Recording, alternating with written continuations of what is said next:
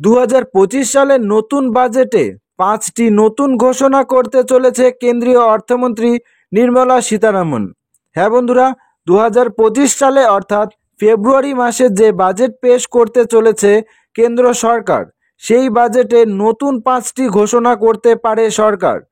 এবং কেন্দ্রীয় অর্থমন্ত্রী নির্মলা সীতারামন যদি এই ঘোষণাগুলি করে, তাহলে এর ফলে কিন্তু উপকৃত হবেন প্রত্যেক ভারতীয় নাগরিক। কি সেই ঘোষণাগুলি করতে চলেছে সরকার, এই ভিডিওটির মধ্যে পুরোপুরি ডিটেলসে জানিয়ে দেব। দর্শক বন্ধুরা, ভিডিওটি শেষ পর্যন্ত দেখুন এবং চ্যানেলটিকে সাবস্ক্রাইব করে ভিডিওটিতে লাইক করে অল নোটিফিকেশনটি অন করে রাখবেন। তো বন্ধুরা, এখানে বলা রয়েছে মধ্যবিত্তরা অর্থমন্ত্রী নির্মলা সীতারামনের কেন্দ্রের বাজেটের 2025 থেকে অনেক কিছুই কিন্তু আশা করছে। এর কারণ হলো গত 1-2 বছরে বাজেটে তাদের জন্য কোনো বড় ঘোষণা করা হয়নি। বাড়তি মুদ্রাস্ফীতি মধ্যবিত্তদের অবস্থাকে আরও খারাপ করে দিচ্ছে।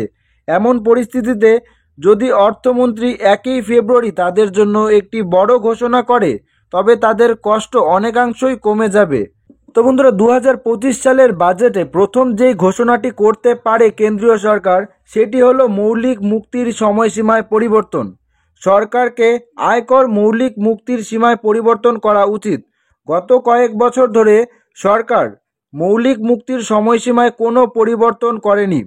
জুলাই 2024 সালে কেন্দ্রীয় বাজেটে অর্থমন্ত্রী নির্মলা সীতারামন শুধুমাত্র আয়করের নতুন নিয়মে মৌলিক মুক্তির সীমা 2.5 লাখ টাকা থেকে 3 লাখ টাকায় উন্নত করেছিলেন।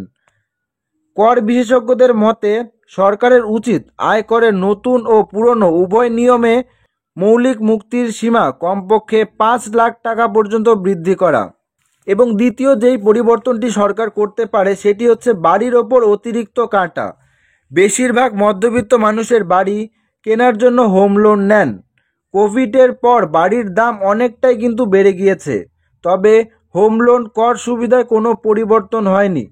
বর্তমান সরকার আয়কর আইনের ধারা 24B এর অধীনে একটি আর্থিক বছরে 2 লাখ টাকা পর্যন্ত হোম লোনের সুদ পরিশোধে কাটা দেয়। এছাড়া হোম লোনের মূল্যের ওপর ধারা 80C এর অধীনে কাটা যায়। ধারা 80C এর সময়সীমা অনুযায়ী এর সীমা রয়েছে 1.5 লাখ টাকা। সরকারকে উভয় বিভাগের অধীনে কাটা বৃদ্ধি করতে হবে, এমনটাই কিন্তু জানিয়েছে সাধারণ জনতা। এবং তৃতীয় যেই পরিবর্তনটি করতে পারে সরকার, সেটি হচ্ছে HR এর জন্য শহরের পরিধি বাড়ানো। শহরের পরিধি 50% HR এর সুবিধার জন্য বাড়ানো উচিত। বর্তমানে মেট্রো শহরগুলিতে বসবাসকারী ব্যক্তিরা 50% HR এর সুবিধা পেয়ে থাকেন। হায়দ্রাবাদ, পুনে, ব্যাঙ্গালোর, আহমেদাবাদ, গুড়গাঁওয়ের মতো শহরগুলিও এর আওতায় আসা উচিত। এর ফলে এই শহরগুলিতে বসবাসকারী ব্যক্তিরাও বেশি কর সুবিধা পাবেন। এবং চতুর্থ পরিবর্তনের কথা এখানে বলা রয়েছে ধারা 80C এর সময়সীমা বাড়ানো উচিত। সরকার গত কয়েক বছর ধরে ধারা 80C এর সীমা বাড়ায়নি।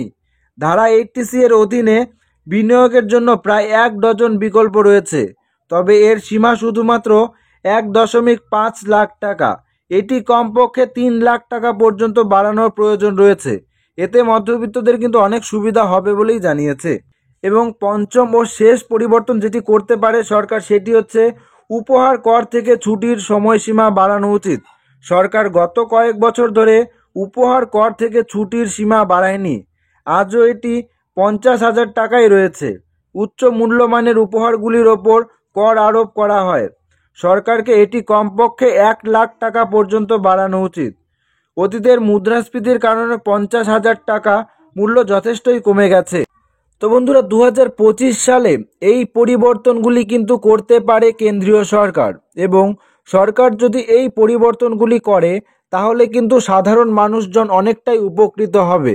তো আজকের এই ভিডিওটি এখানেই শেষ করছি। ভিডিওটি ভালো লাগলে ভিডিওটি লাইক করুন, বন্ধুবান্ধবদের সাথে শেয়ার করুন এবং চ্যানেলটিকে সাবস্ক্রাইব অবশ্যই করুন। ধন্যবাদ।